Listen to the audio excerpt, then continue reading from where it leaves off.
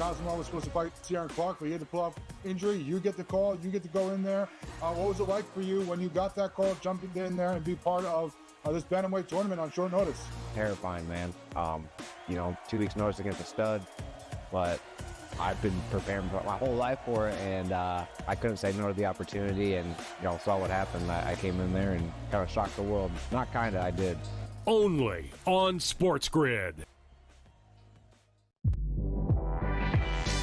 Malaysia Fawali, who you guys know I am a huge fan, has decided to switch allegiances and stay in league. And now she's going to go play for Kim Mulkey. Her, Flau'jae Johnson in the backcourt. It's going to be interesting to watch. You wonder sometimes with roster construction, maybe too much is not too good. Betting above the rim. Only on SportsGrid. We know your other brother Marv did the Knicks forever, but you've done just about every team in the league. You did games. Yeah. You did Dr. J games. But after 45 years in this crazy business, people kept telling me, you got to write a book. So I did, and here it is. Pharrell, Coast to Coast. Only on SportsGrid. Two guys that can do it all. Too much electricity this morning. This is a good time. We're having a lot of fun. I had to do a triple take. Ka-ching! Why? Because of parity. I didn't mean to offend. Yeah, it's not going to happen. Load management is a dirty word. Let him rip. You know what? Circumstances provide the results. What? How do you do this once? Oh, Donnie, you got such a good show there. A network that is booming. The Early Line. Only on Sports.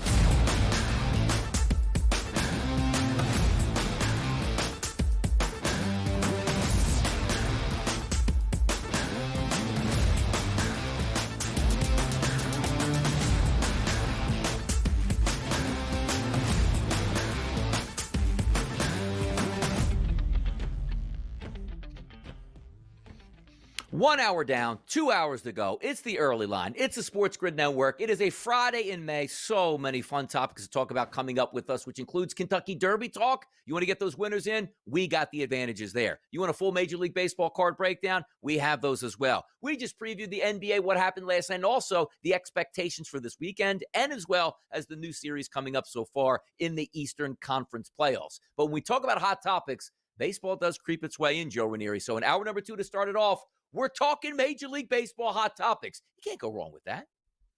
No, you absolutely can't. You got to love yourself some MLB this time of year. I think we're at 30% of the games in the books here, Donnie. We are cruising into the month of May where, slow starts happen. Question is, can we make any money off of some of these teams that have started very slow in the month of April?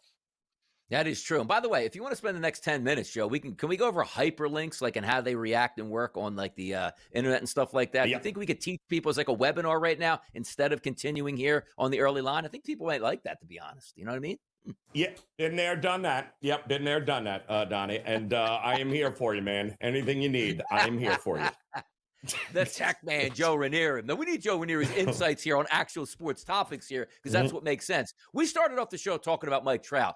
Looked like he might go down as one of the single best players in the history of Major League Baseball. He's still going to go down as a great player on what he did already in his career. But I feel like we are getting robbed out of the future of Mike Trout. And it feels like we've been robbed all along by having him in Los Angeles with the Angels because they never make it into postseason baseball. The biggest, brightest star in the sport, never getting to the postseason. That's not a picture or recipe for success. Ohtani goes to the Angels. Hey, look, he's a superstar. He goes to the Dodgers. Now he's a megawatt superstar because he's in the playoffs and winning World Series and winning MVPs. That's the way it's supposed to be done. But Mike Trout now with a bone bruise, we've seen it in the past, Joe. He gets injured early in the season. Hey, he's coming back in a week and a half or 3.5 weeks or 2 months here. And he disappears and we don't see him again for the rest of the season. A bone bruise in your knee for running the first base? Make it make sense. Yeah.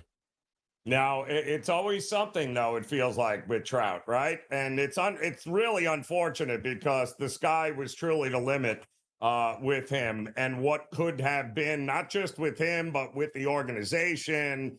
I mean, my goodness. But like we've seen with a lot of guys, as you start getting starts getting a little bit older, the body starts breaking down here a little bit.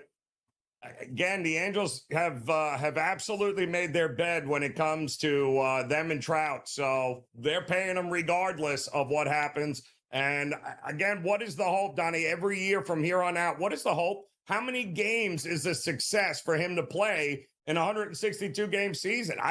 I'm thinking 100. If you're going to play 100 games, Donnie, I think you win. You're ahead of the game. But who knows if that's even possible anymore with him?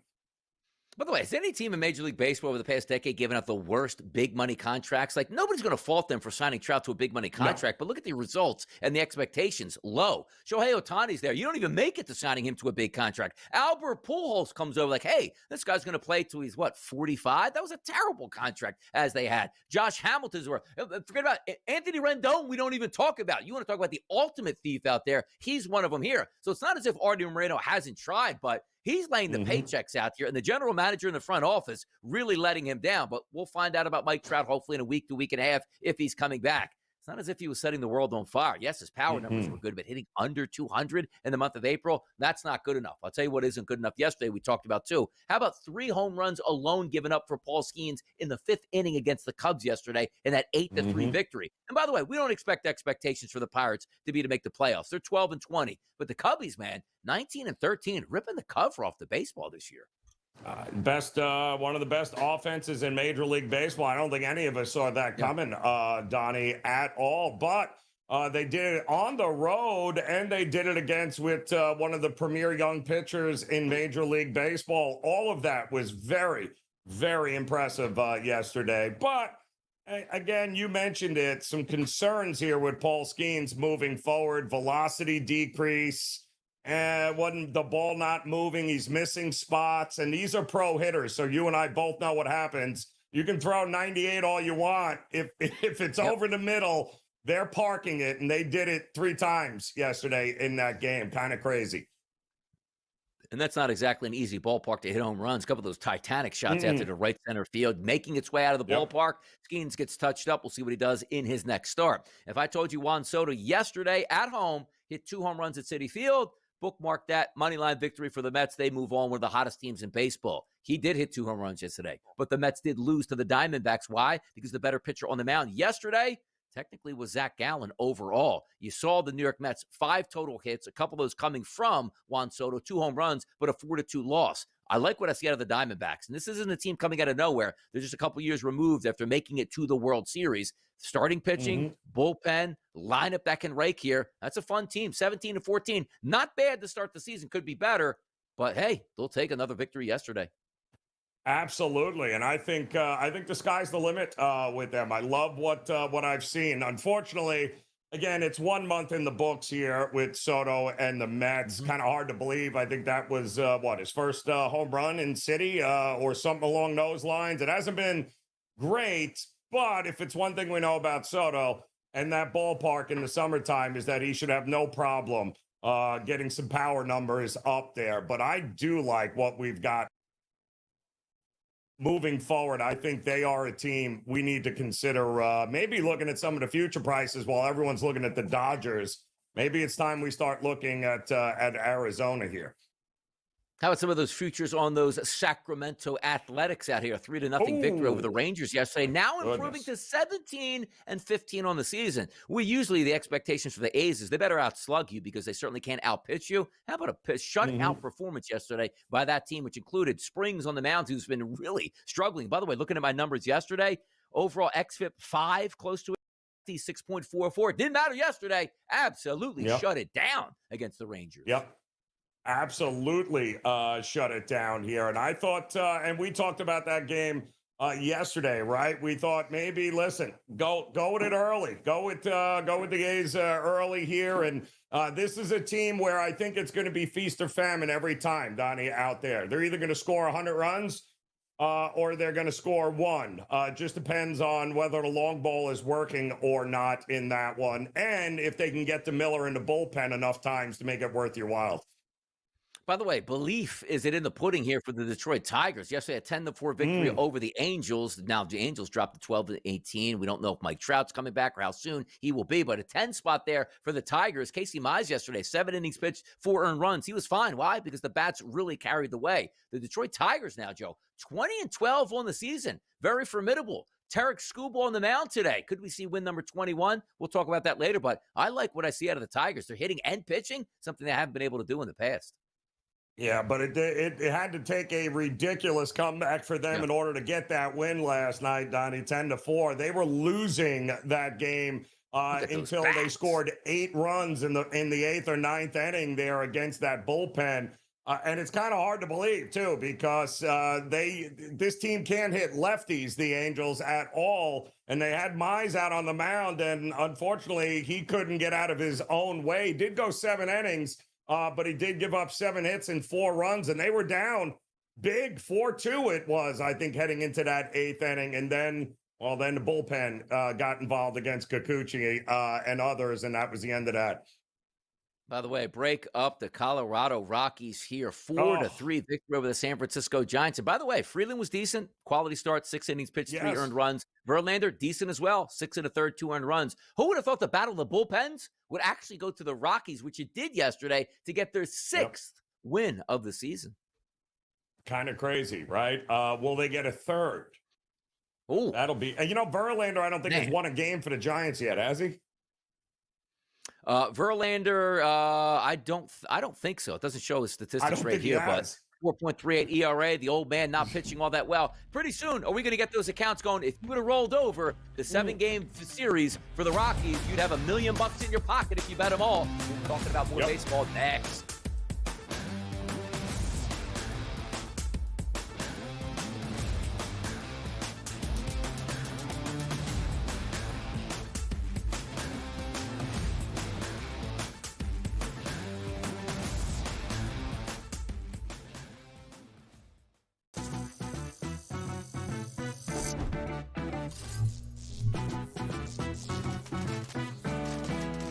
New to social casinos? You're in for a treat.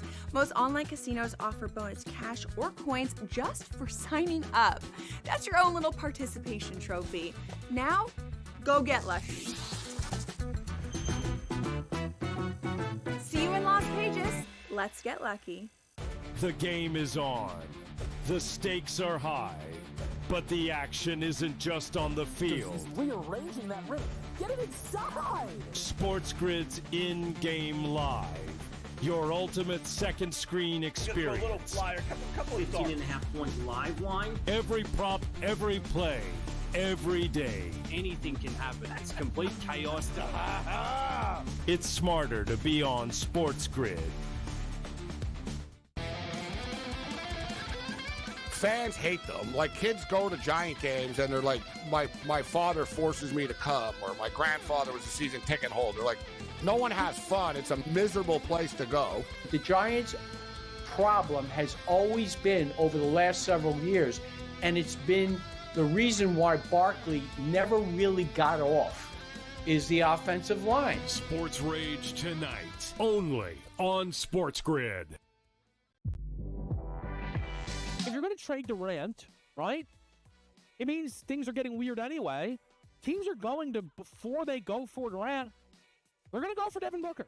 That's just the reality of it. You get rid of Durant, or do you do the crazy one?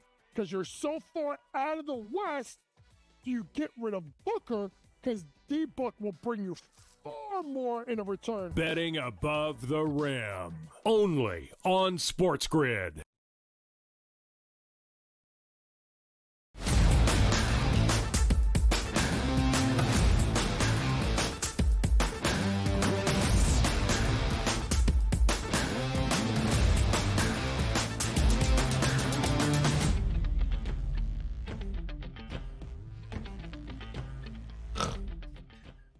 League winners. Who's going to win the leagues here? The focus today is on the National League as we rack after 1 month, and you say, okay, we had late March. Well, I guess you could say mid-March if you take the Dodgers and the Cubs series that they played overseas. But technically, 1 full month in, it's May the 2nd here, and not a lot has changed with the odds market because most of the time, you know what?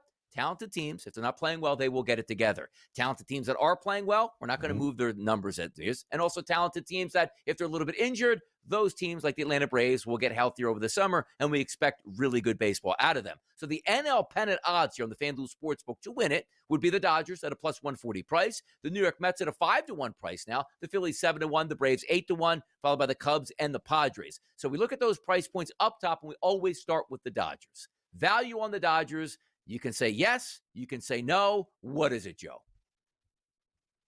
No, there's no value on the Dodgers. It's absurd at this point. The only value with the Dodgers is fading them in certain spots, Donnie. That's it. That's where the only value, because everyone they're going to play is going to be a $2 underdog or better. And if you pick your right spots there, that's how you can make some money betting the Dodger games moving forward. But right now, it's very hard to go in a future market with the Dodgers in any way, shape, or form, just because we're 1 month into the season and we all know craziness it can happen. Don't forget, this team's win total last year was 106, Donnie, I think. Everyone was betting it over like they were going to win 115 games. And, well, injuries started to mount. They went through some stretches that weren't great. And, yes, they ended up winning it all. But, yeah, I'm not tying that money up for that kind of price. I'm going to look for other value in fading the Dodgers throughout the regular season. It does make sense. And also, we talked about that hot start for the Dodgers. Hey, well, they go 162-0 at that point, like the jokes were out there. Then they go on a little bit of a losing streak. But then you look at today, again, on May 2nd, they have the best overall record in Major League Baseball. And theoretically, they're not even playing their best baseball. If you look at the National League and the Cubs, 192 total runs scored. The Dodgers are at 167. The Mets are at 150. The Padres at 118. So there are different ways to play this out. But if you are looking at the Dodgers as the total favorite, you're probably going to wind up being correct. But as Joe pointed out, it's not like, hey, I bet a plus 140 on a Tuesday and just got paid out Tuesday night for that plus 140. That's a nice return. A plus 140 you have to wait 9 months for, maybe not the greatest return when you can put your play and your money elsewhere at that point. The New York Mets also with 21 victories here on the season, followed just by the Dodgers as that tie. You take a look going down to the Padres, the Cubs, the Giants, the Diamondbacks, and the Phillies. A lot of teams bunched up, and rightfully so, after 1 month into the Major League Baseball season. But if we are looking at that odds market once again, and you're pointing out to the National League and saying, you know what?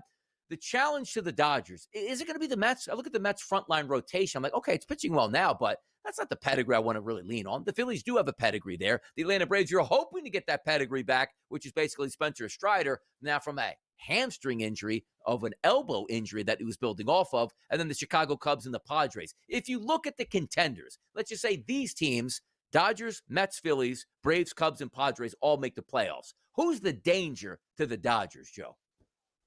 Well, obviously the Padres know them pretty well, and the Padres also have one of the best bullpens in Major League Baseball. Again, they've been pretty shut down.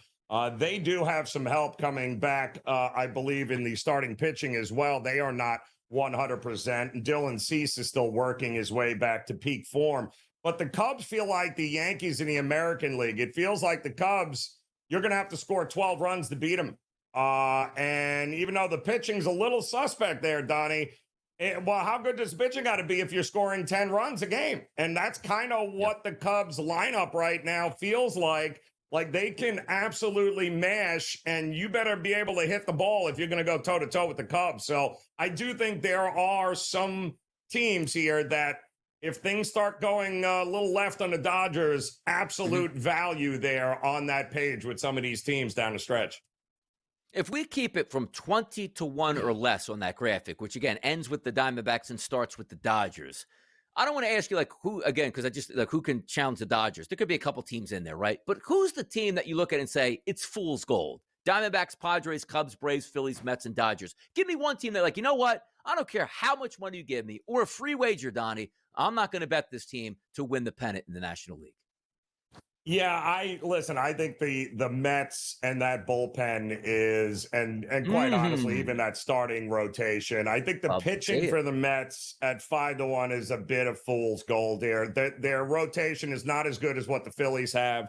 Phillies do have some issues in the bullpen, but not. I think the Mets are a team that, don't forget, started the season, Donnie, I think. Remember where they couldn't score any runs, but the bullpen was overperforming and nobody else was scoring against them. I think they overperformed early. Now they've got some injuries, and now we're starting to see that take its toll on this team. I think the Mets are total fool's gold because I don't think they're better than the Phillies or the Braves. When you take a look at the Braves, too, because they're certainly a lightning rod team, open up the season, looked terrible, played a tough schedule. We get it. Sort of battled back here, right? 14-16 on the season, 7-3 in their last 10 games. Players back on the way. Acuna's going to be back sooner than later. You're hoping that you get Spencer Strider back. How do you play the Braves with the rest of the season? Because for me, Joe, I've said it time and time again, I love the front office. I believe they'll make the right moves when they need to make those moves. How do we view the Braves here from this part of the season where they're still under 500 to maybe the All-Star break or so? Yeah, well, again, they are a team, Donnie. I think we can all agree when healthy and if they have their full complement, and you mentioned the front office and their willingness not to make the splashy move, but to make the necessary moves in order to make this team better. You saw it a couple of years ago when they got Solar and everyone's like, what are we doing here? And turns out that was absolutely huge for them. I think the ceiling is higher for Atlanta than it is, meaning we haven't seen the best Atlanta has yet. I think the ceiling is much higher for them, and I think now is a perfect, while they're under 500, a perfect buy low spot on them moving forward here, especially as they start getting some of their pieces back in. Yeah, I'll tell you, a buy low spot here will be bottom of the National League in the standings particularly. And by the way, it feels a little disrespectful. Like, at least the Nationals are 180-1, like clear. Like, if you are the Miami Marlins, like, we know the Rockies are horrendous. How can you have the same price point as the Rockies if you are the Marlins right now? And that's tough times at 200-1 to win the pennant. The question is, like, either one of those teams 20 games on the season, it feels like. We'll take a look at the awards market in the National League coming up next right here on the Early Line.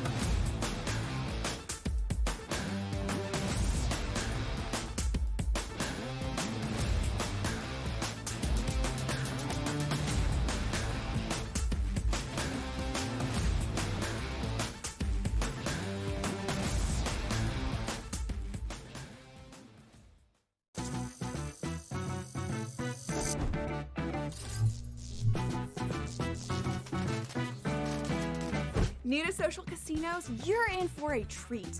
Most online casinos offer bonus cash or coins just for signing up. That's your own little participation trophy. Now, go get lucky. See you in Las Vegas. Let's get lucky. The game is on. The stakes are high. But the action isn't just on the field. He's rearranging that ring. Get it inside! SportsGrid's in-game live. Your ultimate second screen experience. A little flyer, couple 15.5 points live line. Every prop, every play, every day. Anything can happen. That's complete chaos. It's smarter to be on SportsGrid. Fans hate them. Like, kids go to Giant games and they're like, my father forces me to come, or my grandfather was a season ticket holder. Like, no one has fun. It's a miserable place to go. The Giants' problem has always been, over the last several years, and it's been the reason why Barkley never really got off, is the offensive line. Sports Rage tonight, only on SportsGrid. If you're going to trade Durant, right, it means things are getting weird anyway. Teams are going to, before they go for Durant, they're going to go for Devin Booker. That's just the reality of it. You get rid of Durant, or do you do the crazy one? Because you're so far out of the West, you get rid of Booker, because D-Book will bring you far more in a return. Betting above the rim, only on SportsGrid.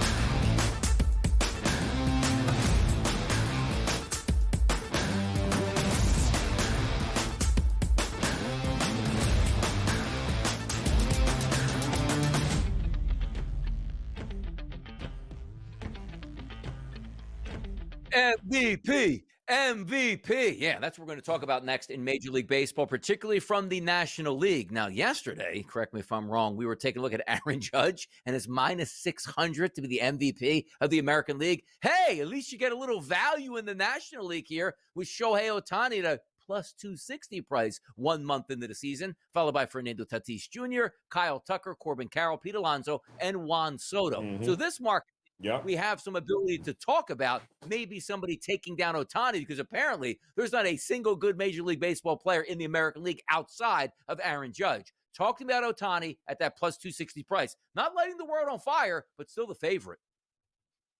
No, and listen, there's a couple of other guys there. Pete Alonso is having, I mean, he's no Aaron Judge, but those two guys, the numbers that they've put up through a month in a season have been absolutely over the top. I don't think you can sleep on Kyle Tucker with what he has really rejuvenated that lineup of the Cubs, who can score with anybody. So, you know, again, it comes down to value here when we're talking about MVPs. Do we trust Ohtani to be healthy enough and to do enough to tie up money there at plus 260? Or do we go down the board with a Pete Alonso at 11-1 here, or Corbin Carroll at 5-1?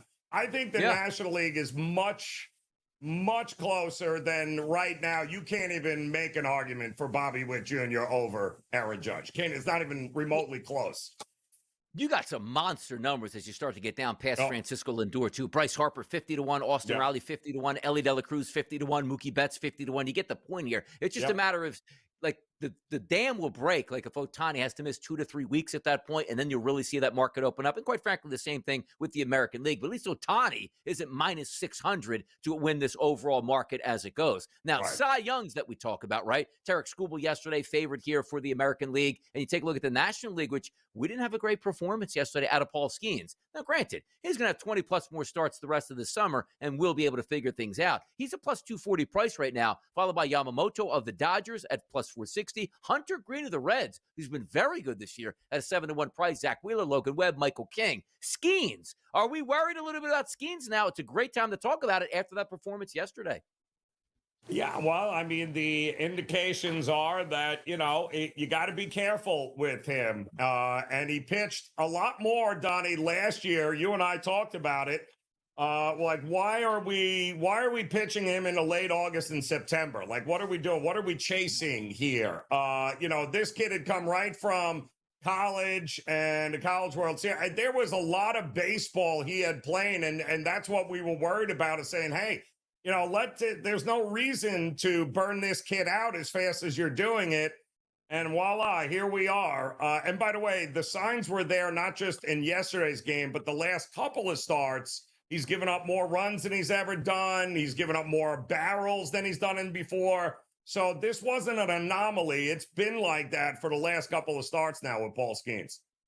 And by the way, let's flip it down. We're going to have some fun here with this. The National League Rookie of the Year, right? You see Dylan Cruz up there at plus 250 price. Now, in the FanDuel Sportsbook, most of the players have logos next to their name. Like, I know who Chase Dollander is, and I've seen him play. Eric Wagaman, I've actually bet him on a couple props for the Marlins. But as I get lower down there, like, I don't know these guys. Like, if I asked you who Quinn Matthews is, he's at a 70-1 price. Do you know who he plays for? I don't know who he plays for.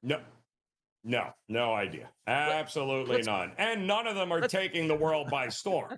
So that's the problem. Craig Yoho? Yeah, Craig Yoho? Well, see, that's what I like. Yeah. Now, Joe Friezo's in our ear, the producer, saying they haven't played yet, but you can't, like, Brandon Sprott. You know what I mean? Come on now.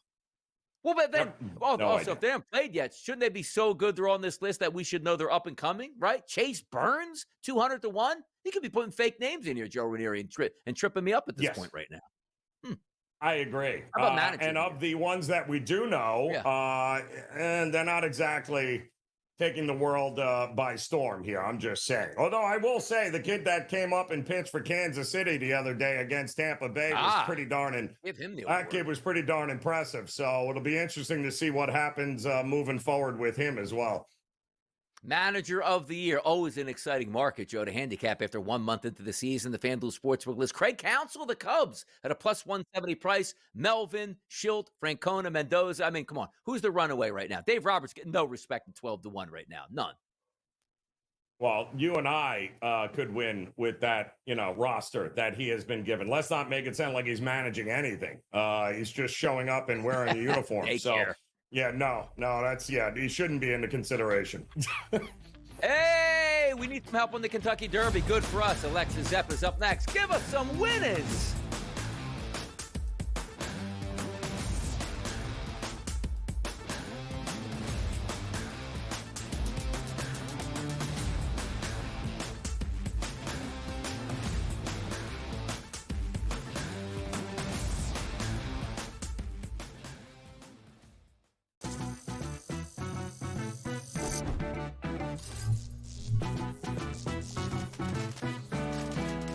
New to social casinos? You're in for a treat. Most online casinos offer bonus cash or coins just for signing up. That's your own little participation trophy. Now, go get lucky. See you in Las Vegas. Let's get lucky. The game is on. The stakes are high. But the action isn't just on the field. He's rearranging that ring. Get it inside! SportsGrid's in-game live. Your ultimate second screen experience. A little flyer, couple of 15.5 points live line. Every prop, every play, every day. Anything can happen. That's complete chaos. It's smarter to be on SportsGrid. Fans hate them. Like, kids go to Giant games and they're like, my father forces me to come, or my grandfather was a season ticket holder. Like, no one has fun. It's a miserable place to go. The Giants' problem has always been over the last several years, and it's been the reason why Barkley never really got off, is the offensive line. Sports Rage tonight, only on SportsGrid. If you're going to trade Durant, right, it means things are getting weird anyway. Teams are going to, before they go for Durant, they're going to go for Devin Booker. That's just the reality of it. You get rid of Durant, or do you do the crazy one? Because you're so far out of the West, you get rid of Booker, because D-Book will bring you far more in a return. Betting above the rim, only on SportsGrid.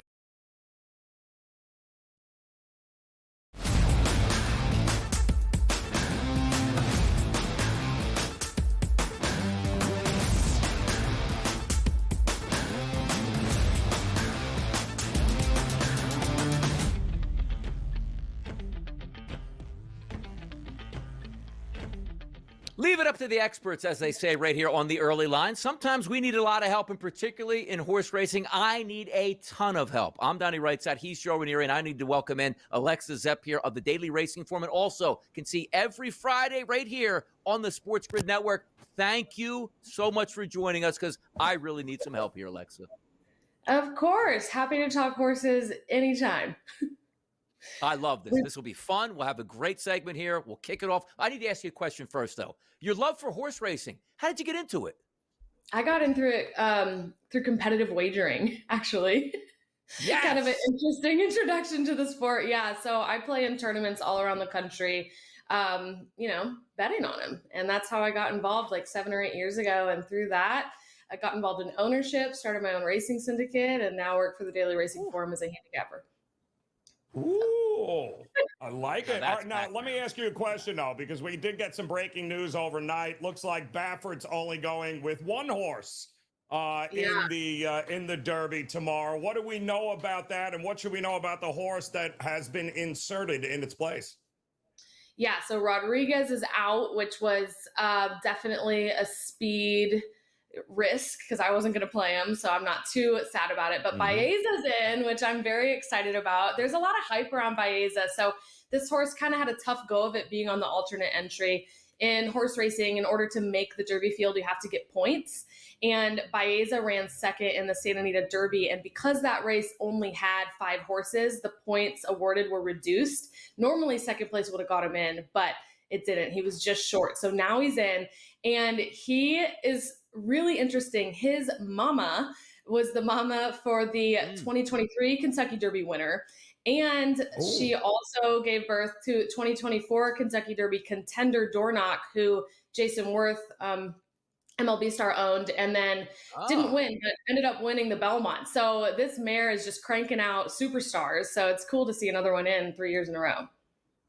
I love to talk handicapping, specifically with sports that I'm not too familiar with in the handicapping process. Love Major League Baseball, love handicapping the NFL. Tell me how you get the process of handicapping the Kentucky Derby here.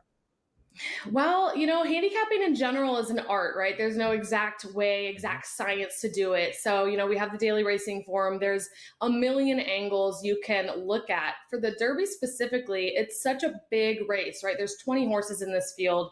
Herd dynamics really come to play, which you don't always have in a race if you only have 5 to 8 horses and it's not that long, but this is a long race with a ton of horses. So you really have to take a look at all the horses' running styles, see how you think it's going to set up, who's going to go out early. Is there going to be a big, fast duel early where all those horses are going to get tired and then horses are going to come screaming late? Or do you think there's a standout who's just going to get loose on the lead? So that's kind of my approach, is starting to understand the pace setup and the pace dynamics in the race. Well, that's the interesting thing here, right? Because if it's too fast, the closers might not have it. Now, you mentioned with 20 horses, there's going to be somebody going out to the lead. Rodriguez was one of them we thought that would set the pace. Some people believe that it's going to be flying. This could be one of the fastest paces we've seen. Are you buying that? Is there a closer here we should be looking at? Yeah, I think the Derby tends to have a fast pace. There's just so much at play. And what's interesting is a ton of the speed drew to the inside. So all the major speed is on the inside, which is a total bummer for them, but it does open up the outside of the field. So I like two in here. I do like the favorite journalism. He has a really good running style for this Derby. He's clearly the best figures. He's run faster speed figures than typically win the Kentucky Derby. He has been running in small fields, though, out in California. So that's something you could say, well, he's done really well, but who has he beaten? He hasn't beaten that many horses in his most recent start, but it was Rodriguez, who now is out, Baeza, who's now in, and Citizen Bull, who's the other Baffert horse on the inside. So he's going to be fairly low odds, probably 3 to 1, maybe plus 300, but a good bet. And then I also like Sandman, who's the strongest closer in the race. This horse basically went to his knees in the Southwest at the break. It was scary. You're like, oh my gosh, what's happening? And then he came back and just overcame so much in that race. He didn't win. He got second. Since then, he won the Arkansas Derby. 0 for 3 at Churchill, but those were early in his career.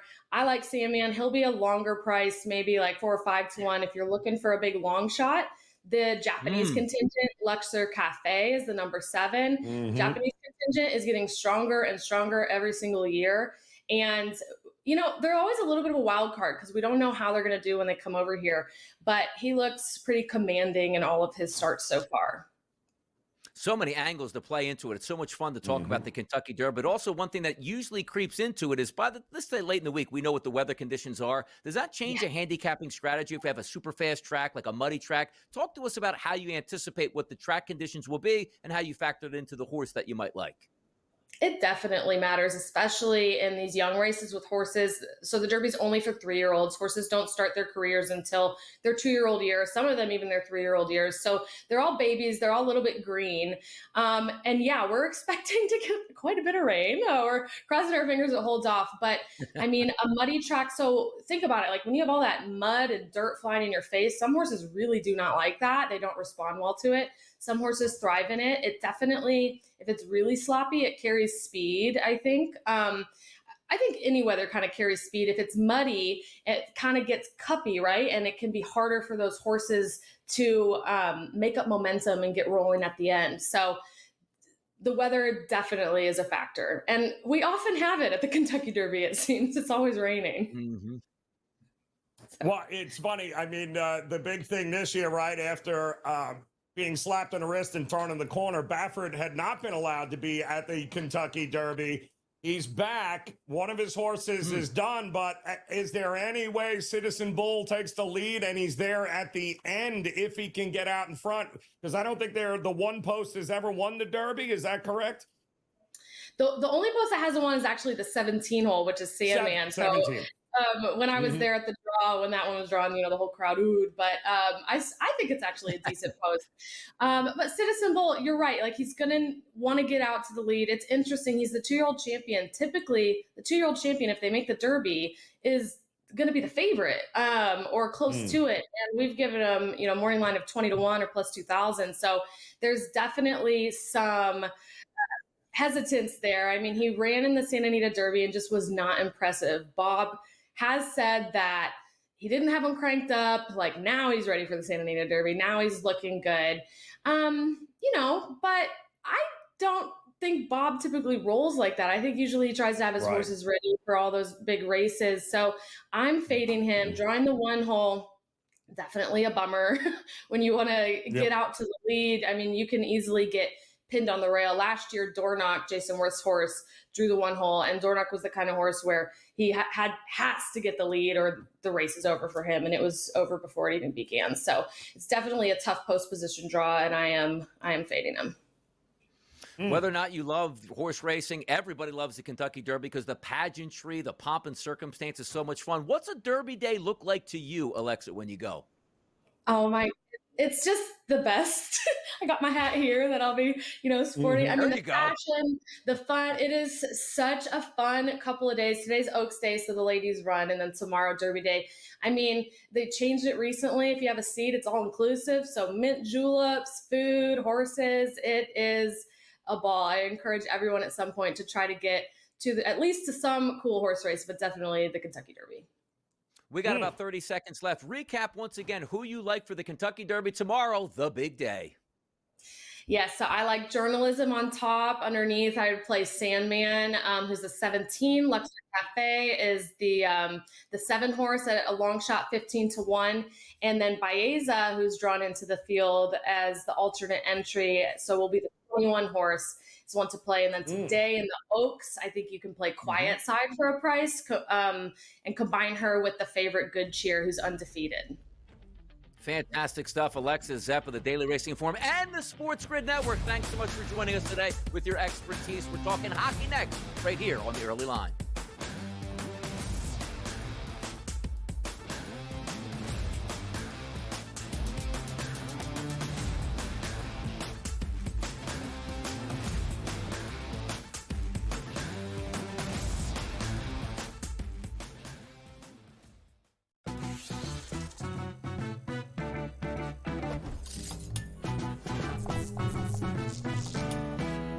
Vegas knows how to show love to our everyday heroes. So if you're a first responder, you are in for some perks.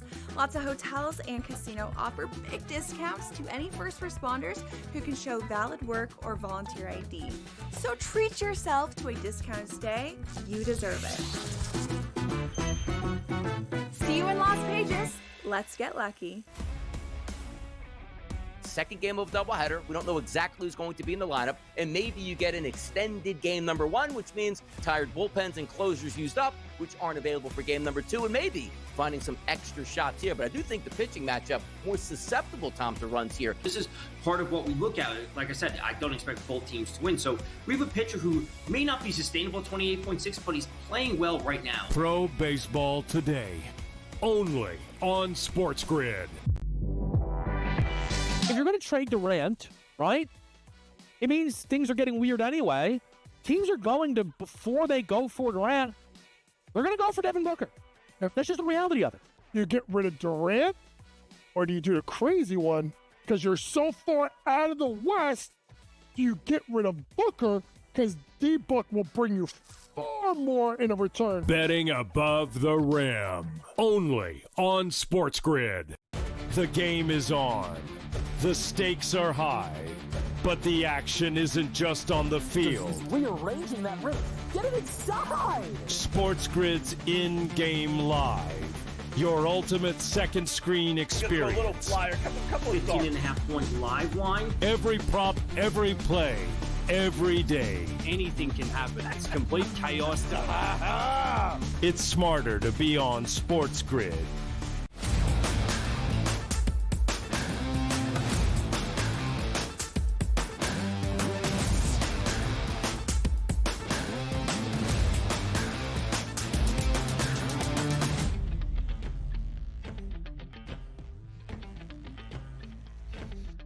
Oh, right back at it on the early line. The guests keep flowing through. The expertise that we need, from horse racing, handicapping to the NHL. We got you covered. I'm Donnie Rightside along with Joe Ranieri. Now we welcome in Chris Meany of NHL.com, who's been known to help us out in some interesting points in the NHL season, and none more interesting when we're talking about the NHL playoffs, round number 1, with so many Game 6s on the board. Chris, thank you for joining us here on a Friday morning. Yeah, happy Friday, guys. Appreciate the invite as always. Yeah, 4 games last night. I'll be honest, I was hoping that we would see all 4 series extended to Game 7s because there's nothing better in sports. But we will certainly have one between the Colorado Avalanche and the Dallas Stars. But yeah, appreciate the invite, guys. Awesome stuff, Chris. Let's get started here. Game number 6 last night, which ended in a 4-2 series win for the Maple Leafs. Am I hearing this correct, that Toronto's already planning the Stanley Cup parade, in Toronto right now after that massive round number 1 victory? Talk about that one for us, Chris. Yeah, Gabe Morency probably helping the fellas out in Toronto with the parade route down Yonge Street. No, all jokes aside, the Leafs got it done, and their fan base certainly they were sweating it like they always do at this time of the season, up 3-0. The only thing that the Matthews era, that core, hadn't done was blow a 3-0 series lead. But credit to the Maple Leafs. Senators came back, right? It made it 2-2 on a weak goal, but Toronto was able to score moments after that. And they were the better team in the series. I know Ottawa held the shot attempts advantage throughout most of the series, but they were kind of from the outside, not a lot of high danger shots there. And the big boys for the Maple Leafs showed up, and I thought Anthony Stolarz, besides that late goal from David Perron, he was brilliant in the series. So now they have a rematch against the Florida Panthers. They played them a couple years ago, and it's going to be a much tougher test for them. Listen, big players show up at big moments, and Mark Stone's been doing it for a hot minute, has he not, Chris? And he did it again for Vegas last night. Now, is Vegas, in your mind, the front runner here coming out of the West, or what are you thinking? They certainly have, I'd say, the most experience. I mean, with no disrespect to Colorado, they have a couple guys that have won a Stanley Cup before, and they've been to the dance, but Vegas is just a couple years removed from winning the Stanley Cup against the Florida Panthers. You look at that blue line, Alex Pietrangelo has multiple Stanley Cups. They bring in Noah Hannafin late last year, Thomas Hertl as well. Nice additions. Those guys joined the team late. They were bounced early in the first round, but a lot of experience from those two. Jack Eichel was amazing. And you mentioned Mark Stone, right? He doesn't have the foot speed, but he still has the game and the smarts. And he can play in all situations, right in front of the net on the power play. He still kills penalties. He's one of the better defensive players in the NHL. So there's a lot to like about this Vegas Golden Knights squad. And credit to Minnesota. They really pushed them. A couple games they lost in overtime back-to-back. It's coin flip, right? You get to overtime, but if you lose 2 in a row in a series in overtime, you're most likely going to be on the wrong side of the series. But Kirill Kaprizov and Matt Boldy were unbelievable for the Wild. I think arguably the 2 best players in the series. But Vegas held on, and Jack Eichel was quiet to start the series, but he wasn't to finish it. He was awesome. So here we are again with the Golden Knights looking like they're going to go on another run. Golden Knights move on here. Let's see what happens out there in the West, but also talk about the Western Conference. We do have a Game 7, which yesterday in game number 6, the Avalanche used an avalanche of goals in the third period to score 4 times to go away with a 7-4 victory, which means game number 7 in Dallas, what we love to see. What did you find out from that game there from the Avalanche? Oh, and this series has been amazing. And much like we saw in game 4 when Dallas was up 2-1, Colorado just pushed the pace and put everything towards Jake Ottinger. They dominated the play, the shot attempts, the high danger chances, the scoring chances, everything. And that was the same sort of deal yesterday, what we saw with Colorado facing elimination. I mean, credit to Mikko Rantanen and Roope Hintz. These guys are not going to get talked about here today, but they combined for 8 points, guys, in the second period alone. Wow. They were unbelievable, but the big boys for Colorado showed up. Nathan McKinnon, a couple points. Cale Makar got his first goal of the series. He had like 50 shot attempts heading in to that game last night. It was an empty net goal, but you can erase that storyline, put it to bed, because he's finally hit the score sheet. And all the other guys showed up. Gabriel Landeskog hadn't played in over 1,000 days. He scored in game 4. He picked up a couple points yesterday. Brock Nelson, Valerie Nichushkin, Lehkonen, all the guys for Colorado that you would expect to show up in a big moment. Martin H's as well showed up. So now we have a game 7, and it's just been high event hockey. Usually the game 7s that we will see is, tight check-in. Nobody really wants to make a mistake. Maybe we'll see that, but there's just so much offense on both sides here. It's hard to imagine a game 7 without a few goals scored in it. So last night was fantastic.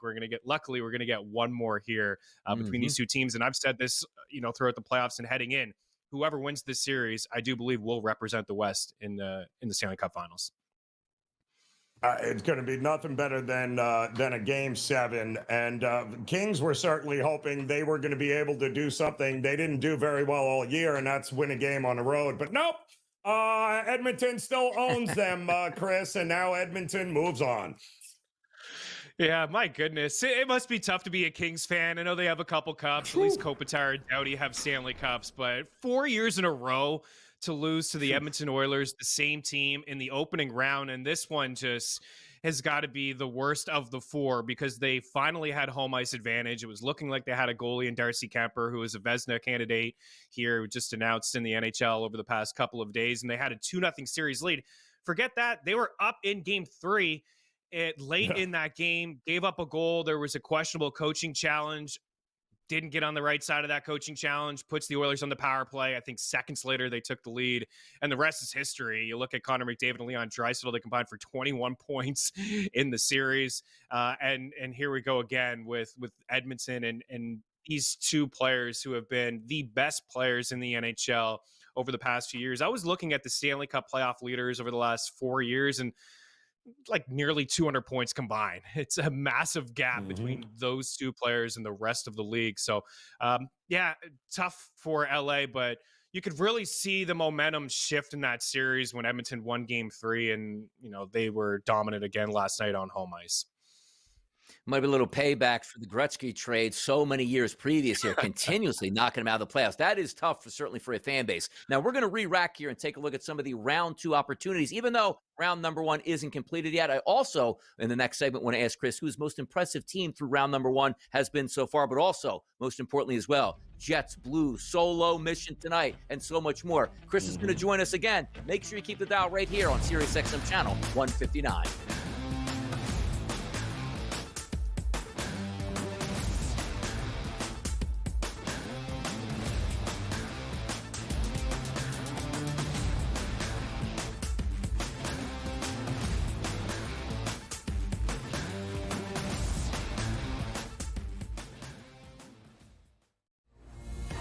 Cosmo was supposed to fight Ciaran Clark, but he had to pull up injury. You get the call. You get to go in there.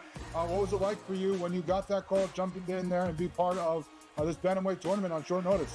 Terrifying, man. 2 weeks notice against a stud, but I've been preparing for my whole life for it, and I couldn't say no to the opportunity, and saw what happened. I came in there and kind of shocked the world. Not kind of, I did. Only on SportsGrid. Malaysia Fawali, who you guys know I am a huge fan, has decided to switch allegiances and stay in league. And now she's going to go play for Kim Mulkey. Her, Flauze Johnson in the backcourt. It's going to be interesting to watch. You wonder sometimes with roster construction, maybe too much is not too good. Betting above the rim. Only on SportsGrid. We know your other brother Marv did the Knicks forever, but you've done just about every team in the league. You did Ames, you did Dr. J Dames.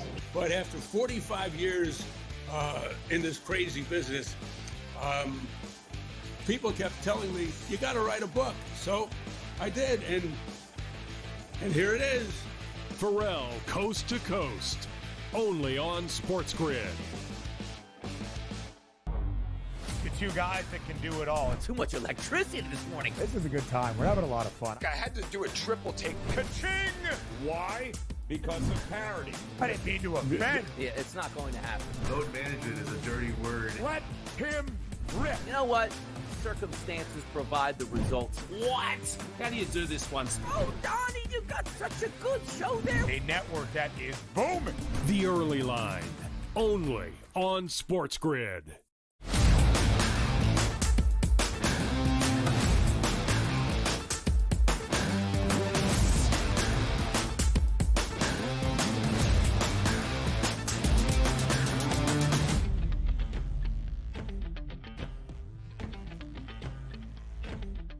Back for another segment here with Chris Meany of NHL.com, really helping us along in round number 1 and into round number 2. In just a few moments, we'll preview Jets Blues tonight. But I did want to ask a question to Chris here. Even though we're not fully completed through round number 1, what has your most impressive team been so far to you in round number 1 so far? You know, this is not shocking, but the Florida Panthers are the most impressive team to me. I look at the Eastern Conference and no surprises. You know, as much as we joke about the Toronto Maple Leafs, I figured they would take care of the Ottawa Senators. And the Capitals and the Hurricanes, they won their series in 5. They were both heavy favorites. Certainly the Montreal Canadiens impressed me with their young core. They hung around with the Capitals, but how can I give you the Canadiens as an answer when they won 1 game? The Oilers beating the Kings, again, is not really that surprising. The Vegas Golden Knights were big-time favorites. A lot of people had the Tampa Bay Lightning as a chalky Stanley Cup squad, that they would go back to the finals this year. And I had Florida. I actually have Florida going back to the finals this year for a 3rd straight season. So the reason I say that they're the most impressive, because down the stretch of the season, people were just counting them out. They were looking at the odds and saying, they probably shouldn't be that short. They haven't looked good down the stretch. They're banged up. No Matthew Tkachuk, no Aaron Ekblad due to a suspension. Barkov doesn't look right. Carter Verhaeghe is, not scoring like he usually does. And they flipped a switch and they look like the champs, and they dominated a really good Tampa Bay Lightning team. They took care of them in 5 games. So that is the most impressive team to me. We don't see a lot of three-peats. We haven't seen it in quite some time in the NHL. We were talking about it come Super Bowl time, never happens. So very impressive. You have to respect what we've seen from the Panthers so far. Well, we're hoping to get, and I think we're going to get one more Game 7 here in the opening round for it's all said and done. Tonight, Winnipeg taking on St. Louis. St. Louis at home. Got to feel confident. Some injury concerns with Winnipeg. What are we getting here tonight, you think? Yeah, no Mark Scheifele. He didn't travel with Winnipeg. That's significant. He's their number 1 center. Amazing chemistry with Kyle Connor. They're both inside the top 12 in goals scored this year. And they just got Gabriel Velarde, the line mate from those 2 guys, back in the lineup. But unfortunately, no Scheifele. So that leaves them pretty thin up the middle. Like Vladislav Domestikov, it sounds like he's going to play on the first line. And, it's not great. It's not a great outlook for the Jets. And I wanted them to be aggressive at the deadline. We all know how good Connor Hellebuck is overall. He's going to win another Vezina.